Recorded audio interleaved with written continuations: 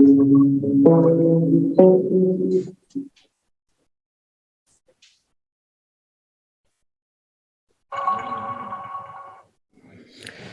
à toutes et à tous, je vous remercie de nous avoir rejoints pour le premier webinaire de l'UXEL National qui traitera de l'inclusion par le sport. Notre objectif est de vous exposer la vision de la commission dynamique sportive inclusive pour faire vivre les challenges inclusifs. Il y aura 15 minutes de présentation et 15 minutes pour répondre à vos questions. Noël Marché apportera un témoignage sur son vécu d'athlète à ces challenges inclusifs. Nadège Guineuf et Thomas Enfrin vous présenteront les challenges inclusifs de l'UXEL. Nathalie Nicolas répondra aux questions du chat. Bon webinaire à toutes et à tous. Merci beaucoup Hervé pour cette introduction. Effectivement, on est ravis de vous voir ou de vous avoir avec nous pour ce premier webinaire UXEL consacré aux challenges inclusifs.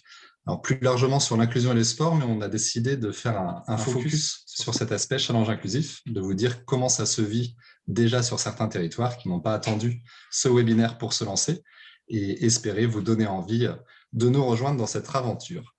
Un tout petit mot de présentation, puisqu'on va co-animer avec Nadège ce webinaire. Donc moi, Thomas Enfrin, je suis coordinateur du service éducation inclusive pour la DDEC 35 à Rennes, donc en Ille-et-Vilaine, et également référent de cette commission dynamique sportive inclusive pour l'UXEL National. Nadège ? Nadège Guineuf, je suis membre de la CTN-DSI depuis 2017, anciennement professeure de PS, puis coordinatrice Ulysse Collège et actuellement enseignante chargée de la prévention du décrochage scolaire dans le 44. Un petit mot déjà sur un cahier des charges que l'on avait tenté de rédiger et de mettre en forme donc sous un Geniali qu'on va pouvoir vous présenter avec différents points. D'abord, un premier point qui concernera la définition de ce qu'est un challenge inclusif pour nous, des objectifs que l'on a fixés à travers ce type de rencontre. Quelques mots aussi sur les moyens que l'on va consacrer à ces challenges inclusifs, un aspect communication qui nous semble important, et également un point sur l'organisation. La technique arrivant, voilà, formidable, merci Hervé. Le Geniali vous apparaît, et donc je vais laisser la parole à Nadège sur cette partie définition.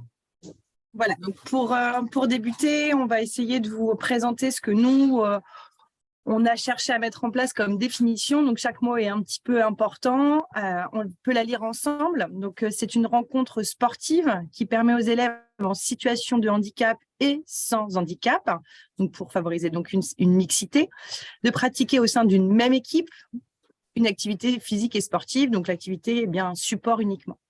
Donc, cette rencontre vise en priorité le vivre ensemble. Et donc, à ce titre, l'activité choisie est un support, un moyen au service de l'éducation inclusive. L'idée, c'est bien une rencontre sportive. On se détache un petit peu de l'idée de la compétition pour favoriser l'idée de partager un moment en commun. Le challenge inclusif, il prend une distinction par rapport à ce que certains peuvent connaître, qui est la sensibilisation, souvent, qu'on rencontre dans nos pratiques, dans le sens où les objectifs ne sont pas les mêmes.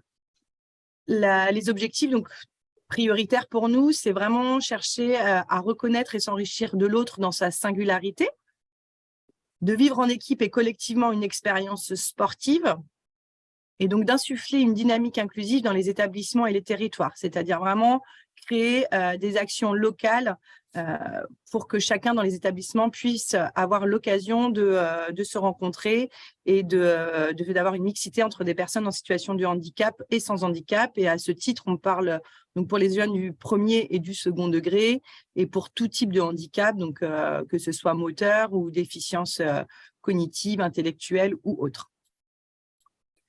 Le troisième point qu'on voulait évoquer, c'était du coup l'aspect organisationnel et plutôt du pratico-pratique. Donc d'abord, c'était de créer un document annexe, donc un règlement qui est propre à l'activité support que vous aurez utilisé, par exemple sur les challenges inclusifs qui ont été faits à Atlantim dans le 44. Dans un deuxième temps, il faudra passer par l'élaboration d'une fiche d'inscription.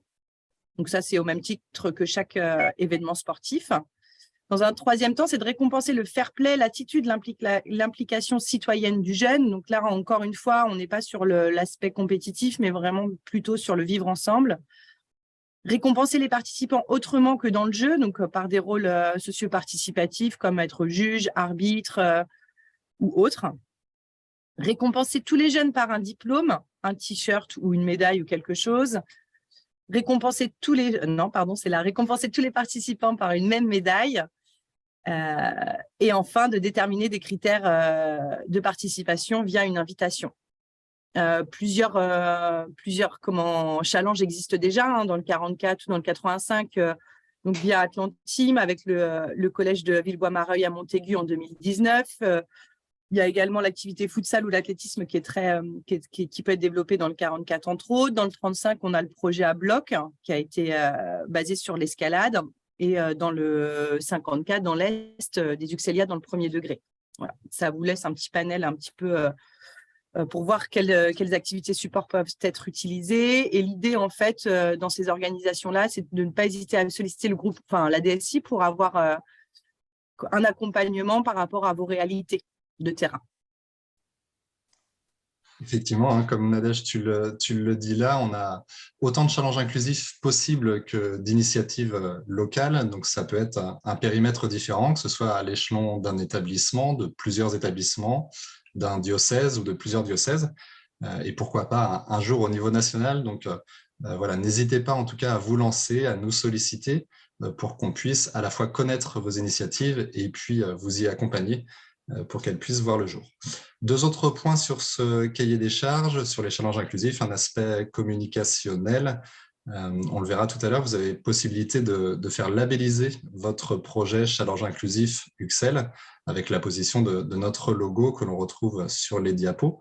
Et ça va nous permettre de connaître votre initiative et de la relayer et de pouvoir la mettre en visibilité également. Ce que l'on trouve intéressant aussi sur les initiatives qui sont déjà connues, c'est le fait d'associer à la fois un comité UXEL et une direction diocésaine. Ça permet vraiment de pouvoir mutualiser des forces et de s'enrichir de cela pour pouvoir faire vivre vos projets. Donc ça, c'est dans le cas où on est sur un projet diocésain. Donc ça peut être aussi la même chose entre plusieurs établissements, comme je vous disais là, mais en tout cas qu'il y ait un vrai partage d'informations et que ces actions soient bien inscrites dans vos calendriers UXEL de l'année, comme toutes les autres manifestations UXEL. En termes de moyens, là aussi, c'est quelque chose que vous connaissez déjà. On peut aussi vous appuyer sur cette réflexion. Donc, on parle bien de moyens humains, financiers et matériels. Et là, si vous êtes sur un comité, vous avez l'habitude de ce type d'organisation. Donc, rien de très nouveau. Mais l'idée, c'est de bien pouvoir, encore une fois, mutualiser ces différents moyens et d'aller les chercher là où ils se trouvent pour pouvoir vous faire vivre à vos élèves de beaux projets. Merci Hervé par rapport à la diffusion de ce Géniali. Ce que l'on souhaitait faire avec notre commission sur cette présentation, c'était aussi pouvoir vous relayer les initiatives dont on vous a parlé. Donc effectivement, projet à bloc sur le 35 autour de l'escalade, les Uxéliades en premier degré dans le Grand Est, et puis les projets du 44. Donc c'est une petite vidéo qu'on va vous diffuser, et vous voyez ici à l'écran la labellisation possible avec ce logo qui peut être apposé sur vos différents documents et qui nous permet de connaître les initiatives, les challenges inclusifs actuels ou à venir sur vos territoires. On diffuse la vidéo, alors ça dure 2 minutes, et on vous retrouve juste après.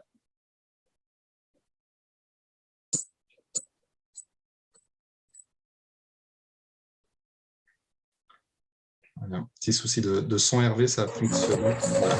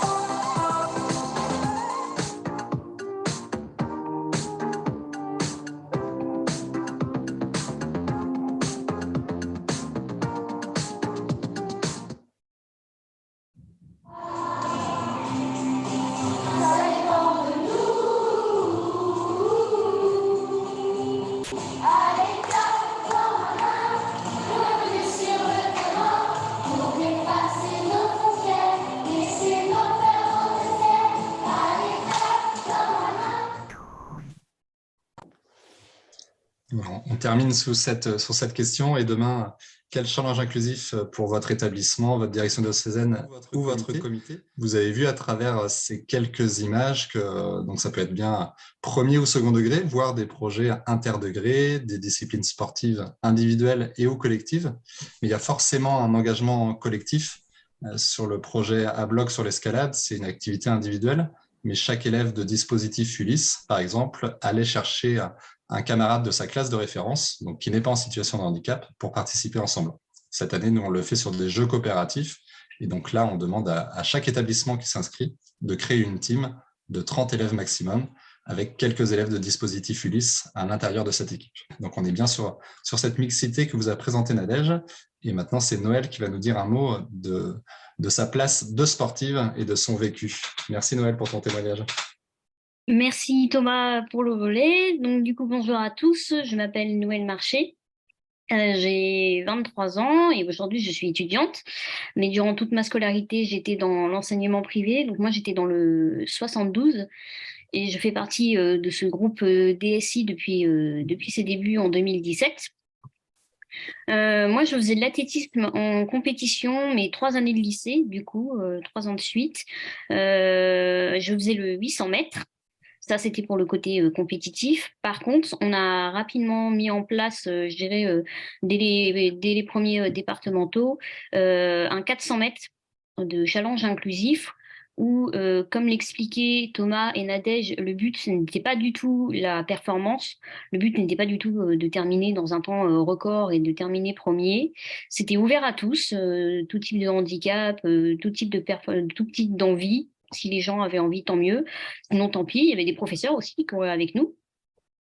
Et il y avait également la possibilité, si des jeunes étaient en fauteuil, ils pouvaient venir. S'il y avait des fauteuils qui étaient disponibles, ils pouvaient être mis dedans. Mais si on avait envie de courir à pied normalement, il n'y avait pas de souci. Moi, j'étais avec mon handbike, parce que déjà, je courais de base avec mon handbike. Mais là, je faisais comme vous le voyez sur la photo, je faisais le 400 mètres avec aussi. Et ce que j'ai particulièrement apprécié, et chaque année en plus ça grossissait, il y avait de plus en plus de monde, il y avait de plus en plus de retombées et de plus en plus de questions. Ce que j'ai particulièrement apprécié, c'est le fait que, je vais dire ça simplement, mais en fait on se prenait pas la tête. C'était, bah voilà, là on va faire un 400 mètres challenge inclusif. Si vous voulez venir, bah venez. On courait à la vitesse qu'on voulait, et j'avais énormément de jeunes qui posaient des questions pendant la course parce qu'ils découvraient plein de choses sur le coup. Donc, pour moi, les challenges inclusifs, c'est vraiment de la découverte et du partage, tout en tranquillité, même s'il y a évidemment la notion sportive qui est toujours présente. Ensuite, il y avait cette idée que tout était possible sans mettre des moyens faramineux. En effet, moi, j'avais mon handbike et en effet, de temps en temps, il pouvait y avoir des fauteuils roulants. Mais si on est juste là à courir, ça change rien. Et je dirais dans les objectifs, alors qu'on a pu voir sur le Geniali, mais peut-être d'autres qui sont sous-jacents, il y a cette idée de se laisser un peu à l'inconnu, c'est-à-dire que en effet il y a un cadre, en effet il y a des objectifs et prévoir un challenge inclusif, il faut évidemment le structurer, mais les meilleures remarques, les meilleures questions, c'est celles qui vont être spontanées, c'est celles qui vont venir comme ça sur le coup de la part des élèves, parfois de la part des professeurs. Et les meilleures personnes pour y répondre, c'est les personnes concernées. Et s'ils me posaient la question directement sur le handicap, ils avaient la réponse directement sur le handicap. Et s'ils avaient des questions auxquelles je savais pas répondre, moi-même, je demandais au professeur et ça coulait de source, c'était assez naturel. Donc moi, c'est ce que j'ai apprécié, le fait que ça soit spontané et que ce soit vraiment de la curiosité. Donc voilà, si j'ai à dire quelque chose sur les challenges inclusifs, c'est qu'il faut les développer et pas que en athlétisme. Et je vous remercie à tous pour votre attention. Merci beaucoup, Noël. Quel talent, il est 12h15, donc elle a parfaitement tenu le timing pour nos 15 minutes de présentation. Donc, on va clôturer cette première... D'avoir pu faire vivre ce premier webinaire qui va en appeler d'autres. Et merci à tous de nous avoir rejoints sur ce temps de midi pour pouvoir partager avec vous notre envie de mettre en place ces challenges inclusifs dans tout le territoire national. Et le mot de la fin, ça sera en petite vidéo. Merci et bonne journée à toutes et à tous.